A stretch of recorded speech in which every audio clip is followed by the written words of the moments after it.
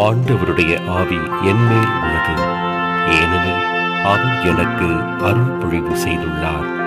ஏழைகளுக்கு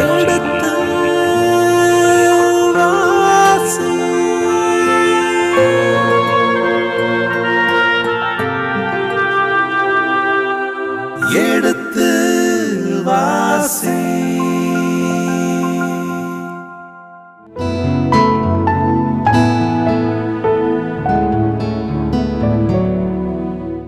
இனி இதயங்களே எடுத்து வாசி நிகழ்ச்சியில் சாமுவேலின் முதல் புத்தகத்துடனான விவிலிய விளக்கங்களுக்கு செவிமடுத்துக் கொண்டிருக்கின்றோம்.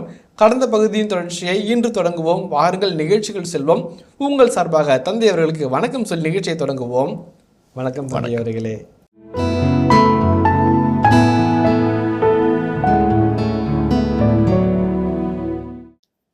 எல்லாம் இஸ்ரேல் டெரிட்டரி இல்லைங்களா? கேனியர்கள், ரகுவேலர்கள், அதே மாதிரி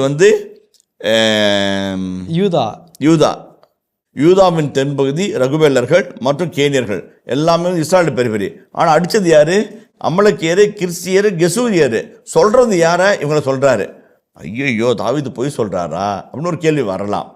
தாக்கினது ஒன்று, சொல்றது ஒன்று. ஆனால் அவர் பண்றாரு, அவர் தாக்கின யாரையும் உயிரோடு விட்டு வைக்கல. எவனும் சொல்றதுக்கு ஆள் இல்லை. இவர் சொல்றது தான் உண்மை, நம்பிதான் ஆகணும். முதலாவது. இரண்டாவது, கெசூரியர்கள் மற்றும் கிறிஸ்தியர்கள் அமலக்கியரை தாக்கிட்டு அவர் என்ன சொல்றார்? யூதாவின் தென்பகுதியில் கொள்ளடிச்சேன், கேனுடைய தென்பகுதியில் கொடிச்சேன், ரகுபலருடைய தென்பகுதியில் கொள்ளடிச்சேன். எல்லாம் தென்னுங்கிறாரு. அதுலேயே ஒரு டவுட் வரணும், மைல்டாக டவுட் வரணும். அவருக்கு வரல. ஆனால் பின்னாடி ஒரு வருஷம் வருது பாருங்களேன். 12ஆம் வசனத்தை வாசிங்களேன். ஆக்கீசு தாவீதின் மேல் நம்பிக்கை வைத்தார், ஏனெனில் அவர் இஸ்ரேலாகிய தம் மக்களின் முழு வெறுப்புக்கு ஆளாகியுள்ளதால் அவர் என்றும் என் பணியாளராய் இருப்பார் என்று நினைத்தார். அதுதான் முக்கியமான செய்தி. இப்போ தாவீது மேலே மிகுந்த நம்பிக்கை வைக்கிறார். இவனால் நம்மளுக்கு தீங்கு வராது, நம்ம ஆளுங்களுக்கும் தீங்கு வராதுன்னு நினைக்கிறார். ஆனால் அவர் தீங்கு தான் பண்ணிட்டு இருக்கிறாரு. இப்போ தாவீது சொன்னதன் போல செய்யலையா, நம்பிக்கை துரோகம் பண்றாரா, பொய் சொல்றாரா? இந்த 3-4 கருத்துக்கள் அங்கே வருகிறது. தாவீது அரியணை நோக்கி பயணப்படுகின்ற அந்த விவரிப்புகளில் இருவகையான நிகழ்வுகள் பார்க்குறோம். ஒன்று பெருந்தீமை, இன்னொன்று சிறுந்தீமை. இந்த பெருந்தீமையும் சிறுந்தீமையும் அப்படி இடம் கூட வருது. தாவீது சில சமயங்களில் தீமையே இல்லாத ஒரு சூழ்நிலை இல்லாமல் பட்சத்தில் ஒரு சிறிய தீமைகளை தெரிந்து கொள்கிறார். இப்போ தாவீதை சவுல் துரத்துறாரு, ஆக்கீஸை இடம் கொடுத்துக்கிறாரு. அதே போல் இவருடைய வாக்குறுதி, இறைவாக்குடைய இறைவாக்கு அபிஷேகம் செய்யப்பட்டது, ஆவியானவர் உள்ள நிறைவாய் நிரம்பியிருப்பது, இதெல்லாம் ஒரு முக்கியமான நிகழ்வுக்காக தன்னை வெளியிடத்தில் உணர்ந்தவர். சும்மா இல்லாமல் அந்த எப்படி யோசுவாவை போல, நீதித்தரவர்களை போல, துவக்க கால சவுளை போல இஸ்ராயலின் வரைபடத்தை விரிவுபடுத்துகிறார், இஸ்ராயலுடைய நிலப்பரப்பை விரிவுபடுத்துகிறார். அந்த அகன்ற ஒரு இஸ்ராயலுக்கான ஒரு மாற்று வழியை அவர் உருவாக்குறார். அந்த வகையில் தான் கிறிஸ்தியர்கள், அப்புறம் ஜெசூரியர்கள் அமலிக்கிற தாக்கினது. அது அப்படியே சொல்ல முடியாது. அங்கே கான்குவெஸ்ட் போயிட்டே இருக்குது. இது வரைக்கும் சவுல் செஞ்சிருக்கணும், அவர் செய்யலை, நான் செய்கிறேன் என்று செய்த தாவீது அந்த ஒரு செய்தியை ஆக்கீஸ் கொடுக்கல. ஒருவேளை அது நமக்கு ஆபத்தாக முடியலாம் என்கிற ஒரு எண்ணம். இரண்டாவது, எங்கே தாக்குனீங்கன்னு கேட்டப்ப அவர் என்ன சொல்றார்? யூதாவின் தென்பகுதி, ரகுவேலுடைய தென்பகுதி மற்றும் கேனுடைய தென்பகுதி, இவர்கள் எல்லாமே ஆக்கீஸுக்கு எதிராளிகள். அவங்கள தானே தாக்குனேன், ஒன்றும் பிரச்சனை இல்லை என்று நினைக்கிட்டார். மூன்றாவது இந்த இடத்துல ஒரு அருமையான ஒரு செய்தி நம்ம பார்க்குறோம். யாரையும் அவர் உயிரோடு விட்டு வைக்கிறது இல்லை. ஏன்னா எவனாவது ஒருத்தன் போய் விஷயத்தை சொல்லிடுவான், சொன்னானாக்க நம்ம மாட்டிக்குவோம் என்பதை உணர்ந்து அவர் யாரையும் விட்டு வைக்கல. அவருடைய போர் தன்மையை, அதே மாதிரி போர்களில் பிடிபட்டவர்களை அழித்தொழிப்பது என்பது ஹெரம் என்று சொல்லப்படுகிற புனித போருடைய தர்ம நீதி தான். அது மாதிரி அவர் செயல்படுறாரு. அவர் பிலிஸ்தீர் நாட்டில் குடியிருந்த காலமெல்லாம் இதுவே அவர் வழக்கமாக இருந்தது. அது 1 சாமுவேல் 21 இருக்கட்டும், 1 சாமுவேல் 27 இருக்கட்டும், எப்பவும் அவர் அந்த மாதிரி நடந்துக்கிட்டார். ஆக்கீஸு தாவீது நம்பிக்கை வைத்தார். ஏன்னா இஸ்ராயல் முழுதும் தாவீதை வெறுக்குது. அப்படின்னா தாவீது நம்மளுக்கு பிரியமா, நம்ம அவனை பிரியமாக்குனால நமக்கு நன்றியாகவும் பிரமாணிக்கவும் நம்ம கூட இருப்பார் என்று நினைத்ததுனால், ஒரு தப்பு கணக்கு போட்டதுனால், தாவீதை பற்றிய முழுமையான செய்தியை உணராததுனால், தாவீது பற்றிய செயல்பாடுகளை முழுமையாக அறியாததுனால் அவர் எதிரணியில் நிற்கிறவரை போல சித்தரிக்கப்படுகிறார். இந்த 27ஆம் அதிகாரம் 12 வசனங்களை கொண்ட ஒரு சிறிய அதிகாரம். ஆனாலும் நாட்டை விட்டு, ஊரை விட்டு, சொந்த இனத்தை விட்டு, சொந்த வாக்களிக்கப்பட்ட நாட்டை விட்டு புறம்பே வாழ்கிற தாவீது எப்படிப்பட்ட மனிதராக இருந்தார், எப்படிப்பட்ட விவேயாக இருந்தார் என்கின்ற ஒரு நிலையை நம்ம சுட்டி காட்டுகிறது. 3 நிலைகள் இந்த பகுதியை நம்ம பார்க்குறோம். ஒன்று விவிலிய விளக்குவர்களின் பின்னணியில் இருக்கிற ஒரு தாவீதை பார்க்குறோம். 3வது வாழ்வியலின் பின்னணியில் இருக்கிற ஒரு தாவீதை நம்ம பார்க்குறோம். 3வது நம்முடைய ஆன்மீக வாழ்வுக்கு ஒரு நெறி சொல்லுகிற நன்னறி மனிதரை நம்ம பார்க்குறோம். 3ஐயும் பார்ப்போம். நம்ம முதலாவது தாவீது ஒரு நல்ல தலைவனாக இருந்து நல்ல முடிவுகள் எடுக்கிறார். இங்கே இருந்தால் வம்பு, இங்கே இருந்தால் ஆபத்து, இங்கே இருந்தால் பிழைக்க முடியாது, இங்கே இருந்தால் ஒன்றும் செய்ய முடியாது. அதனால் என்ன பண்ணுறாரு, நேராக காத்துக்கிட்ட போகிறார். அங்கேருந்து அவர் என்ன பண்ணுறாரு, இஸ்ராயலுடைய எல்லையை விரிவாக்குறார். அது வரைக்கும் அமலேக்கியர் கையிலையும் கெசூரியர் கையிலையும் கிறிஸ்டியர்கள் கையிலையும் இருந்த இடத்த இவர் தாக்கி எக்ஸ்பேண்ட் பண்ணுறார். எக்ஸ்பேண்ட் பண்ணுறதுல என்ன ஆகுது, இங்கேருந்து என்ன செஞ்சிருப்பாரோ அதை அங்கேருந்து செய்கிறார். முதலாவது இல்லைங்களா. அப்போ தோரா சட்டத்தின்படி நடக்கிறவர்கள் என்ன ஒரு அருமையான ஒரு இது சொல்லுவாங்க பாருங்களேன். இணைச்சட்ட நூல் 20ஆம் அதிகாரம் 16-17 வசனங்களை வாசிப்போமே. இந்த மக்களின் நகர்களை உன் கடவுளாகிய ஆண்டவர் உனக்கு உரிமை சொத்தாக கொடுத்துள்ளதால் அதில் உயிர் வாழும் எதையும் கொல்லாமல் விடாதே. இத்தியர், எமோரியர், கானானியர், பெரிசியர், ஈவியர் மற்றும் எபூசியர் அனைவரையும் உன் கடவுளாகிய ஆண்டவர் கட்டளையிட்டபடி அழித்தொழிப்பாய். கடவுளுடைய கட்டளை பிரகாரம் இப்படிப்பட்ட மக்களை அழித்தொழிக்கிறது தோரானுடைய சட்டம் இல்லைங்களா. அதே போல் 12:24 வாசிப்போமே. 1 சாமுவேல் 12:24. ஆண்டவருக்கு மட்டும் அஞ்சி நடந்து உங்கள் முழு மனதோடு உண்மையாகவே அவருக்கு ஊழியம் செய்யுங்கள். அவர் உங்களுக்கு ஆற்றிய மாபெரும் செயல்களை நினைத்து பாருங்கள். திருத்துதர் பணி நூல் 12ஆம் அதிகாரம் 23 வாசிப்போமே. உடனே ஆண்டவரின் தூதர் அவரை அடித்தார், ஏனெனில் அவன் கடவுளை பெருமைப்படுத்தவில்லை, அவன் புழுத்து செத்தான். யாரு? ஏரோதின் சாவு. சாமி, ஏரோதின் சாவு. ஆண்டவருக்கு அஞ்சி வாழ்கிறவனுக்கு என்ன நடக்கும், ஆண்டவருக்கு அஞ்சி வாழாமல் ஆண்டவர் இடத்தில் தன்னை வைத்து வாழ்கிறவனுக்கு என்ன நடக்கும்? ரெண்டு காட்சி. நான் ஏற்கனவே சவுலில் ஏரோதுக்கு ஒப்பிட்டு நான் சொல்லியிருக்கிறேன். இந்த இடத்துல ஒரு அழகான ஒரு வாழ்வு நிறைவு ஆசிரியர் முன்பாக படம் பிடிக்கிறார். ஆண்டவருக்கு அஞ்சி நடக்கிறார். எங்கே? அரண்மனையில் இருக்கும்போது, ஆடு மேய்க்கும்போது, கோலியத்தை தட்டி தூக்கும்போது, யோனத்தானோடு பழகும்போது, மீக்கால மனம் முடிக்கும்போது, நாட்டை விட்டு துரத்தப்பட்ட பொழுது, பிலிஸ்தருடைய படையை அழித்தொழிக்க புறப்பட்டு 1000 தலைவராக உயர்த்தப்பட்ட பொழுது, அந்நிய நாட்டில் இருக்கும்போது, எல்லா இடத்திலும் ஆண்டவருக்கு அஞ்சி நடக்கிற ஒரு தாவீதை பார்க்குறோம். அவர் எப்படி பாரு, ஆண்டவருக்குரிய ஆசீர்வாதங்கள் அத்தனையும் நிரம்ப பெற்றவராக இருக்கிறார். அதாவது 1 சாமுவேல் 12:24 பார்க்குற மாதிரி தொட்ட இடத்துலலாம் வெற்றி, போன இடத்துலாம் மகிழ்ச்சி, போன இடத்துலாம் மரியாதை, உயர்வு பெறுகிறார். ஆனால் ஆண்டவருக்குடைய வழிகளில் நடக்காமல் தம்மை ஆண்டவரை போல் உயர்த்தி கொண்டு கடவுளை ரீப்ளேஸ் பண்ணி நம்ம வாழ்ந்தோம்னாக்க பட்டாடை உடுத்திருப்பேன், தலையில் கிரீடம் இருக்கும், கையில் செங்கோல் இருக்கும், அரியாசம் உட்காந்துருப்பேன், தண்டிக்கப்பட்டு புழுத்து சாவாய். ரொம்ப அழகாக சொல்லி ஆண்டவருக்கு அஞ்சி நடக்கிற ஆசி பெற்ற மனிதன் இவனே என்று தாவீதை அடையாளங்காட்டுறார். அதனால தான் அவன் நாடு கடத்தப்பட்டு விட்டு அந்நிய நாட்டில் புறையினத்து மக்களோடு வாழ்ந்தாலும் இந்த கிறிஸ்தியர்கள், கெசூரியர்கள், அமலேக்கியர்களை அழித்தொழிக்க முடிந்தது, தன்னுடைய படைப்படத்தினால் அவர்களை நிர்மூலமாக்க முடிந்தது சொல்கிறார். அப்போ வெற்றியின் மனிதர்கள். ரொம்ப அழகான ஒரு கருத்து, ரொம்ப முக்கியமான கருத்தும் கூட நம்ம கரெக்டாக புரிஞ்சுக்கணும். தோராவை இதை பாருங்களேன். இப்போ கெசூரியர்கள் யோசுவா 13:1-2 வாசிப்போமே. யோசுவா வயதாகி முதுமை அடைந்தார். ஆண்டவர் அவரிடம், உனக்கு வயதாகி நீ முதுமை அடைந்து விட்டாய், இன்னும் உடமையாக்க வேண்டிய நிலம் ஏராளமாக உள்ளது. எஞ்சியுள்ள நிலங்கள் இவையே: பெலிஸ்தியர், கெருசியரின் எல்லைப்பகுதிகள், எகிப்துக்கு எதிரில் உள்ள சீகோரிலிருந்து வடக்கில் எக்ரோன் எல்லை வரை, கானானுடையதாக கருதப்பட்ட காசா, அஸ்தோத்து, அஸ்கலோன், காத்து, எக்ரோன் ஆகிய பகுதிகளின் 5 பெலிஸ்திய மன்னர்கள் மற்றும் அவ்வாயர், தெற்கிலிருந்து கானான் நாடு முழுவதும் சீதோனுக்கு சொந்தமான மெயாரா, அபேக்கு வரையிலும், எமோரியரின் எல்லை வரையிலும் உள்ள பகுதிகள் நீண்டு போயிட்டு இருக்குங்க சாமி. இப்போ தாவீது அதெல்லாம் அழிக்கிறாரு. அதே போல் விடுதலை பயணம் 17:15-16 வாசிப்போமே. மோசே பலிப்பீடம் ஒன்று கட்டி அதற்கு யாவே நீசி என்று பெயரிட்டு அழைத்தார், ஏனெனில் ஆண்டவரின் அரியணையை எதிர்த்து ஒரு கை ஓங்கியுள்ளது, இதனால் தலைமுறை தோறும் அமலேக்கியருடன் ஆண்டவர் போரிடுவார் என்று உரைத்தார் அவர். தலைமுறை தோறும் அமலேக்கியரோடு ஆண்டவர் போரிடுவார். இங்கு ஆண்டவரின் அடியார் அமலேக்கியரை போரிட்டு வெல்கிறார். இதில் இன்னொரு கருத்து, இந்த அமலேக்கியர், கெசூரியர் அல்லது கிறிஸ்தியர்களை சவுலாலே வெல்ல முடியல. நாட்டில் அரசனாக இருந்து படையோட ஆள்பலத்தோடு இருக்கிறவனா வெல்ல முடியல. அகதியை அந்நிய நாட்டில் இருக்கிற அவன் அடித்து தூக்குறான். அப்போ யார் உண்மையான தலைவன், யார் உண்மையான வீரசாலி, யார் உண்மையான பராக்கிரமசாலி என்பதை ஆசமாக படம் பிடிச்சு காட்டுறார். ரொம்ப ரொம்ப முக்கியமான ஒரு செய்தியாக இருக்குது. மூன்றாவது, இந்த இடத்துல சொல்லும்போது எல்லா போர்க்கால நடவடிக்கை மேற்கொள்ளும் போதும் அந்த போர்க்கால தோரா சட்டத்தை அவர் மீறலை. ஆடு, மாடுகள், ஒட்டங்கள், கழுதிகளை அவர் பக்கம் எடுத்துக்கிறார். அவர் பெரிய பணக்காரவும் அகதியாக இருந்து 500 பேர் 600 பேர் தலைவாக்கிறது ஒரு 1000 பேர் 2000 பேரை வழிநடத்தக்கூடிய படையினுடைய தலைவருக்கான ஆதாரங்களை திரட்டி கொள்கிறார். முதலாவது. இரண்டாவது, ஆண்களை பெண்களையும் அந்த சிலைகளையும் அதெல்லாம் அழிச்சு ஒழிக்கிறார். அந்த வகையில் பார்க்கும்போது ஒரு ஹெரம் நடத்துகிறார். ஆண்டவரால் அபிஷேகம் செய்யப்பட்டவர், ஆண்டவரின் பெயரால் புரிகின்ற ஒரு போர்க்கல நாயகனாக அங்கே சித்தரிக்கப்படுகிறார். எந்த இடத்துலையும் சட்டத்தை மீறாதவராக இருக்கிறார்.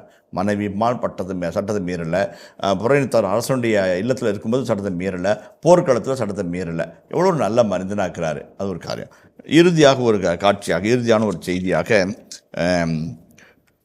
இந்த தாவீதுக்குள்ளாக ஒரு வழிநடத்தும் இறைவனை நம்பும் தாவீதை நம்ம பார்க்குறோம். பொறுமை என்பது ஒரு விவிலிய குணம், பிப்ளிக்கல் வெர்ச்சு.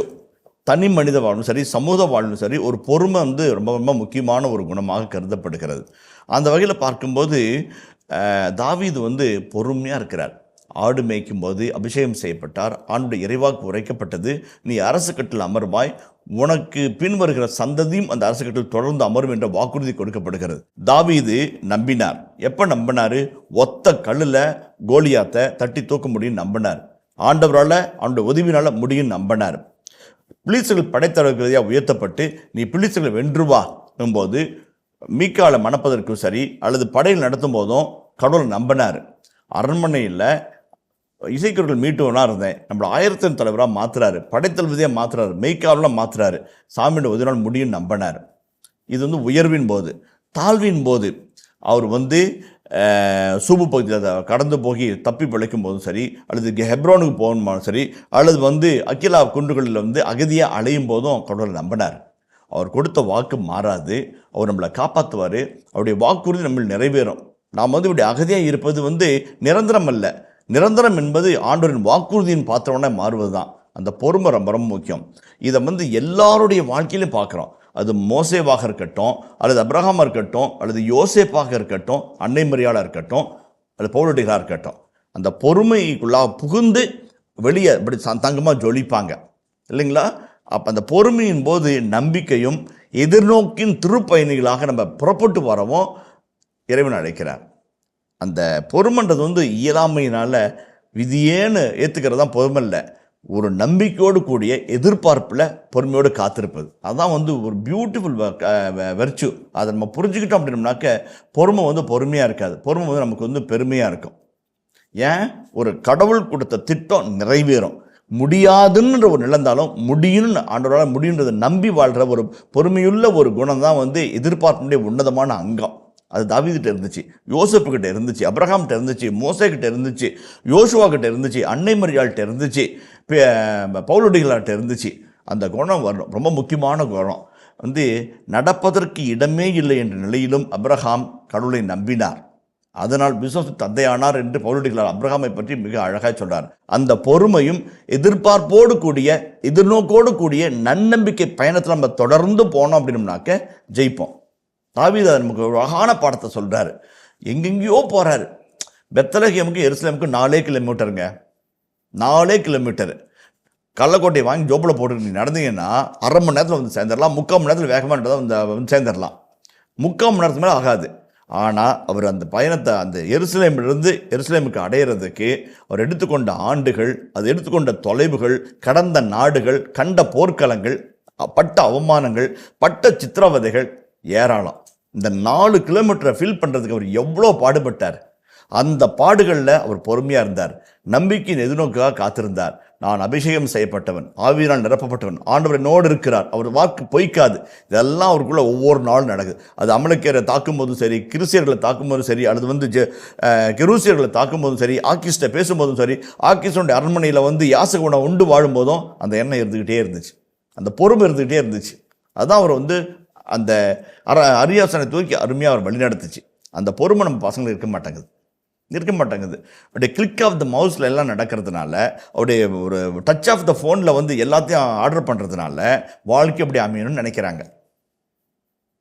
அது வந்து வாழ்க்கையுடைய யதார்த்தத்தை புரிந்து கொள்ளாத ஒரு தன்மை என்பதை சொல்ல விரும்புகிறோம். அதான் யாரையும் வந்து குறையா சொல்ல. இந்த அவசரமான உலகத்தில் எல்லாத்தையும் வந்து கடன்னு செஞ்சுட்டு போகிற உலகத்தில் பொறுமை என்பது ஒரு தேவையற்ற குணமாகவும் ஒரு வீணான குணமாகவும் பயனற்ற குணமாக இருக்குது. பாம்பேவில் 10 கல்யாணத்துக்கு 4 கல்யாணம் செப்பரேஷன் போகுது அல்லது டிவோர்ஸுக்கு போகுதுன்னு சொல்கிறாங்க. ஏன்? என்ன காரணம்? பிரமாணிக்கம் இல்லாமல் இருக்கிறதா, துரோகமா, காட்டி கொடுக்கறதா? ஒன்றும் இல்லை, ஈகோ. இரண்டாவது பொறுமையற்ற தனம். இந்த 2 குணம் தான் வந்து அந்த ஃபேமிலி சாட்டிஸ்ஃபேக்ஷன்ஸ் அழகாக சொல்கிறாங்க. மெட்ரோபாலிட்டன் சிட்டியில், காஸ்மோபாலிட்டன் சிட்டியில் இன்றைக்கி டிவோர்ஸு அல்லது வந்து செப்பரேஷன்னு, நீ உன் வேலையை பாரு, நான் வேலையை பார்க்குறேன், நீ ஒரு பொண்ணை வச்சுக்க, நான் ஒரு குழந்தைய வச்சுக்கிறேன், குடும்பத்தை நடத்த வாழ முடியாதான்னு ஏட்டிக்கு போட்டே நிற்கிறது. எதனால்? அந்த ஒரு தெய்வீக பொறுமை இல்லாதனால. அம்மா ஒரு தடவை பேசிகிட்டு இருந்தாங்க பக்கத்து வீட்டுக்கு அம்மா கிட்ட. ஏன்னா அவங்க வீட்டில் அவங்க மக வந்து கணவன்ட்டு வந்து சண்டை போட்டு வந்துருச்சு. இந்த அம்மா வந்து என்ன சொல்லுது, அவனா பெரியவனா கிடக்கிறான், நான் பார்த்துக்கிறேன் விடு, ஒன்றும் பிரச்சனை இல்லை, கவலைப்படாத, நம்ம வீடுக்குது அரண்மனை மாதிரி கடல் மாதிரி இருக்குது, பிழைக்கலாம் வா, அவன் போட்டு தான் பிழைக்கணும் அவசியம் கிடையாது. அம்மா பேசிகிட்டு இருக்குது. அம்மா கேட்டுட்டு வார்த்தை சொன்னாங்க. அந்த பொண்ணு போன பிற்பாடு அவங்க அம்மா அந்த மாதிரி சொன்னேன், ஏம்மா நம்ம வீட்டுக்கார்ட்ட படாத கஷ்டத்தை நம்ம பிள்ளை படுது, நாம் நடத்தலை, அதாம்மா சொல்லணும் நம்ம பிள்ளைக்கு அப்படின்னாங்க. அந்த அம்மா வாயில் பேச்சே இல்லை, அமைதியாக இருந்துச்சு. 2 நாளாக பிள்ளை அனுப்பி விட்டுருச்சு, நல்லா இருக்கிறாங்க. பொறுமை ரொம்ப முக்கியம். இந்த இளம் கன்றுகள் இளம் குருத்துக்கு வந்து தவிக்கும் போது தள்ளாடும் போது அந்த பொறுமையின் வலிமையை சொல்லிக் கொடுக்கணும். பொறுமைன்றது தோற்று போகிறவனுடைய குணமோ கையால் ஆகிற குணமோ கிடையாது, அது வாழ்வின் நியதி. இன்னைக்கு விதைத்த விதை நாளைக்கு பலன் தரும் என்று எதிர்பார்க்கக்கூடாது. பொறுமையோடு காத்திருக்கணும். பொருளுகிற அழகாக சொல்கிறாரு, காத்திருக்கணும். அந்த விளைச்சல் வந்து அறுவடைக்கு தயாராகும் போது தான் நீங்கள் அறுவாலை தூக்கணும். விதைச்ச அன்னைக்கு அறுவாலை தூக்குனீங்க அப்படின்னாக்க எதையும் நம்ம பணம் முடிக்க முடியாது. ஏமாற்றுறதும் எதிர்பார்ப்போம் வீணாக போன நிலையில் தான் நம்ம இருப்போம். தாவீது அழகாக கற்றுக் கொடுக்குறார். தாவீதும் சரி, அன்னை மரியாளும் சரி, அப்ரஹாமும் சரி, மோசேவும் சரி, யோசுவாவும் சரி, அல்லது வந்து பவுலடிகளும் சரி, பொறுமையாக சாதிக்கணும். மிக முக்கியமான ஒரு குணம், ரொம்ப முக்கியமான ஒரு குணம். இதுதான் வந்து இந்த பகுதியில் நம்ம சுட்டி காட்ட விரும்புகிற அருமையான ஒரு செய்தியாக நான் பார்க்குறேன். ஞானம் தன் வீட்டை கட்டுகிறது என்று விவிலியம் மொழியில் சொல்கிறது. அந்த ஞானம் எங்கே இருக்குது? பெண்ணுக்குள்ளாக இருக்கலாம், ஆணுக்குள்ளாக இருக்கலாம். இந்த ஆணுக்குள்ளாகவோ பெண்ணுக்குள்ளாக இருக்கிற ஞானம் வந்து வீட்டை கட்டுகிறது. எப்படி? விவேகமாக இருப்பதன் வழியாக. ஞானத்தினுடைய அழகான பண்பு விவேகத்தை நமக்கு கற்றுக் கொடுக்கிறது. அந்த விவேகம் என்ன? ஒருவேளை வந்து குடிகார கணவனாக இருக்கலாம், ஊதாரித்தனமான மனைவியாக இருக்கலாம். அந்த விவேகம் அந்த குறைபாடுகள் நிறைவு செஞ்சு ஒருவருக்கு ஒரு அழகான ஒரு மேட்சிங் உருவாக்கி போக வைக்குது. அதான் வந்து உண்மையான பண்பு. இப்போ பாருங்க, தாவீது வந்து அரண்மனையில் இருந்தாலும் சரி, அரசபையில் இருந்தாலும் சரி, போர்க்காலத்தில் இருந்தாலும் சரி, அல்லது மீகாலோடு குடும்பம் நடத்தி கொண்டிருந்தாலும் சரி, அல்லது வந்து யோனத்தானோடு நட்பு பாராட்டினாலும் சரி, அல்லது வந்து படைவர்களோடு நல்ல உறவு வைத்திருக்கிறாலும் சரி, விவேகமாக நடந்துக்கிறார். யார்கிட்ட என்ன எப்படி அந்த மாதிரி கிளியராக ஆக்கிஷ்ட ஒரு வார்த்தை. சவுல்கிட்ட இந்த மாதிரி, சவுல்கிட்ட வந்து அரண்மனையில் ஒரு மாதிரி, குன்றின் மேலே இருக்கிற ஒரு மாதிரி, போர்க்களத்தில் வருவார். எப்படி பேசணும், அந்த விவேகத்தன்மையோடு நடந்துக்கிறார். அந்த விவேகம் என்பது ரொம்ப ரொம்ப முக்கியம். விவேகம் அது வந்து சூழ்நிலைக்கு ஏற்றபடி தன்னை மாற்றிக்கிற பச்சொந்தித்தனம் கிடையாது விவேகன்றது. அது வந்து நயவஞ்சகம், நரித்தந்திரம், அதுவல்ல விவேகமான வாழ்க்கை. விவேகமான வாழ்க்கை என்பது முன்னே பார்ப்பது, பின்னே பார்ப்பது, இந்நாளை சரியாக அமைத்துக் கொள்வது. இல்லைங்களா? ரொம்ப முக்கியமான ஒரு கருத்து. பின்னோக்கி பார்த்து கடந்த காலத்தினுடைய நட்டங்களை உய்த்துணர்ந்து எதிர்காலத்தினுடைய வைப்பு நதியை புரிந்து கொண்டு நிகழ்காலத்தை சரிக்கு சமமான வாழ்வாய் வாழ்ந்து காட்டுவது. அதான் வந்து விவேகம். எல்லாருடைய அனுபவங்களையும் பாருங்க, எல்லாருடைய வாழ்வியல் அறிவுகளையும் கேளுங்க, நீங்க முடிவெடுத்து அழகாக நடங்க. நிறைய சமயத்தில் குடும்பங்களில் அவங்க சொன்னதை கேட்டு இவங்க சொன்னதை கேட்டு நம்ம குடும்பம் அல்லாடி போகிறத பல விதங்களை பார்த்துருக்குறோம். இல்லைங்களா? ஏன்? சரியான விவேகம் இல்லை, விவேகமான ஒரு இல்லை. பைபிள் அழகாக சொல்லுது, விவேகமுள்ள மனைவி குளிர்காலத்தில் தனக்கு தேவையான ஆடைகளை கோடை காலத்தில் தயாரித்து வைக்கிறாங்க. அதே போல் கோடை கால தேவையான உணவுப் பொருட்களை குளிர்காலத்தில் தயாரித்து வைக்கிறாங்க. ரொம்ப அழகான ஒரு செய்தியாக இருக்குது. அதான் இந்த விவேகம் மட்டும் இருந்துச்சு அப்படின்னா அது ஒர்லஃபென்ஸாக இருக்கலாம், அல்லது வந்து ஹர்தக்ஸஸாக இருக்கலாம், ஒரு ஆமானாக இருக்கலாம், தட்டி தூக்கலாம். அந்த விவேகம் வந்து ரொம்ப ரொம்ப முக்கியம். யாரை எப்படி சமாளிக்கணும், எந்த விதத்தில் சமாளிக்கணும், எந்த இடத்துல யாரை வச்சு போராடி ஜெயிக்கணும், அதுதான் விவேகமான குணம். இல்லைங்களா? அந்த தாவீதுக்கு அது அழகாக தெரிஞ்சது. மீகாலுக்கு ஒரு விடை, யோனத்தானுக்கு ஒரு விடை, சவுலுக்கு ஒரு விடை, படைவர்களுக்கு ஒரு விடை, ஆக்கீஸ்க்கு ஒரு விடை, அபிஷாய்க்கு ஒரு விடை, அப்னேருக்கு ஒரு விடை, எல்லாருக்கும் விடை வைத்திருந்தார். எல்லாரையும் கரெக்டாக ஹேண்டில் பண்ணுறாரு. அதான ஒரு நல்ல ஒரு விவேகம், அதான ரிசோர்ஸ் மேனேஜ்மெண்ட். ஹெச்ஆர்ன்றது அதானுங்களே, ரிசோர்ஸ் மேனேஜ்மெண்ட் பண்ணுறது அதானுங்களே. தாவீது அழகாக நம்மளுக்கு சொல்லிக் கொடுக்குறார். அந்த ஒரு இயல்பான ஒரு தன்மையை நம்ம கரெக்டாக புரிஞ்சுக்கிட்டோம் அப்படின்னோம்னாக்க வாழ்வு நிலைகள் நம்ம வெற்றி படிக்கட்டுக்கு கரம் பிடித்து அழைத்து செல்லும். தாவீது அழைத்து சென்ற அதே கரம் நம்மையும் அழைத்து செல்லும். அதான் 3 அழகான சின்ன கருத்துக்கள். ஒன்று வழிநடத்துகிற கடவுளை வாழ்வின் ஒவ்வொரு நாளும் கண்டுகொள்வது. 2வது, அந்த கடவுள் நம்மை வழிநடத்துவார், நற்கரையில் நம்மை சேர்ப்பார் என்று பொறுமையோடும் எதிர்நோக்கின் திருப்பணிகளாக இறைவனோடு உடன் பயணிப்பது. 3வது, விவேகத்தோடு வாழ்வின் சவால்களை சந்தித்து வெற்றியின் படிக்கட்டிலே அடியடித்து தடம் பதித்து சரித்திரம் படைப்பது. இந்த 3 நிகழ்வுகளையும் வாழ்வியல் பாடங்களாக இந்த 27ஆம் அதிகாரத்தில் நாம் சந்திக்கிறோம். நன்றி தந்தையவர்களே, இனிமையான ஒரு விளக்கத்தை இந்த அதிகாரத்துக்கு வழங்கியிருக்கின்றீர்கள். மிகவும் சிறிய அதிகாரம் என்றாலும், கடுகு சிறிது என்றாலும் காரம் குறையவில்லை. நல்ல வாழ்வியல் பாடங்களை நமக்கு வழங்கியிருக்கிறது. மிகவும் நன்றி தந்தையவர்களே. இனிய இதயங்களே, இதுவரை நாம் சாமுவேல் முதல் புத்தகத்தின் 27ஆம் அதிகாரத்துக்குண்டான விவிலிய விளக்கங்களுக்கு செவிமடுத்திருக்கின்றோம். இனி இந்த பிரிவின் இறை வசனங்களுக்கு செவிமடுப்போம். சாமுவேல் ஆகமம் முதல் நூல், அதிகாரம் 27. பின்னர் தாவீது, நான் இங்கே சவுலின் கையில் ஒரு நாள் மடிவது திண்ணம். ஆதலால் பெலிஸ்தியர் நாட்டுக்கு சென்று தப்பித்துக் கொள்வதை விட எனக்கு வேறு வழி இல்லை. அப்பொழுதுதான் இஸ்ரவேலின் எல்லைக்குள் என்னை கண்டுபிடிக்கலாம் என்ற நம்பிக்கை சவுலுக்கு அற்றுப்போகும். நானும் அவர் கைகளிலிருந்து தப்பிவிடுவேன் என்று தமக்குள் சொல்லிக் கொண்டார். பின் தாவீதும் அவருடன் இருந்த 600 ஆள்களும் புறப்பட்டு சென்று மாவோகின் மகனும் காத்து மன்னருமான ஆக்கிசு என்பவரிடம் சேர்ந்தனர். அங்கே தாவீதும் அவர் தம் ஆள்களும் அவரவர் குடும்பத்தாரும் தாவீதோடு அவருடைய 2 மனைவியரான இஸ்ரவேலை சார்ந்த அகினோவாமும் நாபாலின் மனைவியும் கர்மேலை சார்ந்தவருமான அபிகாயிலும் காத்து நகரில் ஆக்கிஸிடம் தங்கினர். தாவீது காத்து நகருக்கு ஓடிவிட்டார் என்று சவுலுக்கு அறிவித்தனர். அதன்பின் அவர் அவரை தேடிச் செல்லவில்லை. தாவீது ஆக்கிஸை நோக்கி, என்மேல் உமக்கு இரக்கம் இருந்தால் நான் குடியிருக்க நாட்டுப்புற ஊர்கள் ஒன்றில் எனக்கு இடம் தாரும். அடியான் உம்மோடு தலைநகரில் ஏன் வாழ வேண்டும் என்றார். ஆதலால் அன்று ஆக்கிசு அவருக்கு சிக்லாகை கொடுத்தார். அதனால் இந்நாள் வரை சிக்லாகு யூதா அரசருக்கு உரியதாயிருக்கிறது. தாவீது பெலிஸ்திய எல்லைக்குள் 1 ஆண்டும் 4 மாதங்களும் குடியிருந்தார். பின்னர் தாவீதும் அவர் தம் ஆள்களும் புறப்பட்டு கெசூரியர், கிர்சியர், அமலேக்கியர் ஆகியோரை கொள்ளையடித்துச் சென்றனர். ஏனெனில் சூர் தொடங்கி எகிப்து நாடு வரை உள்ள நிலப்பகுதியில் பண்டை காலந்தொட்டு இவர்கள் குடியிருந்தனர். தாவீது அந்நாட்டை தாக்கிய போது ஆண் பெண் எவரையும் உயிரோடு விட்டு வைக்கவில்லை. ஆனால் ஆடு மாடுகள், எருதுகள், கழுதைகள், ஒட்டகங்கள், ஆடைகள் ஆகியவற்றை கைப்பற்றி கொண்டு ஆக்கிஸிடம் திரும்பி வந்தார். ஆக்கிசு அவரிடம், இன்று யாரை நீர் கொள்ளையடித்தீர் என்று கேட்க, தாவீது மறுமொழியாக, யூதாவின் தென்பகுதியில் அல்லது எரகுமவேலரின் தென்பகுதியில் அல்லது கேனியரின் தென்பகுதியில் கொள்ளையடித்தேன் என்பார். தாவீது ஆண் பெண் எவரையும் உயிரோடு விட்டு வைப்பதில்லை. ஏனெனில் அவர்கள் யாராவது காத்துக்கு செய்தி கொண்டு வந்தால், இவ்வாறெல்லாம் தாவீது எங்களுக்கு செய்தான் என்று மன்னரிடம் தம்மை பற்றி தெரிவித்து விடுவார்கள் என்று தாவீது நினைத்தார். அவர் பெலிஸ்தியர் நாட்டில் குடியிருந்த காலமெல்லாம் இதுவே அவரது வழக்கமாயிருந்தது. ஆக்கிசு தாவீதின் மேல் நம்பிக்கை வைத்தார்.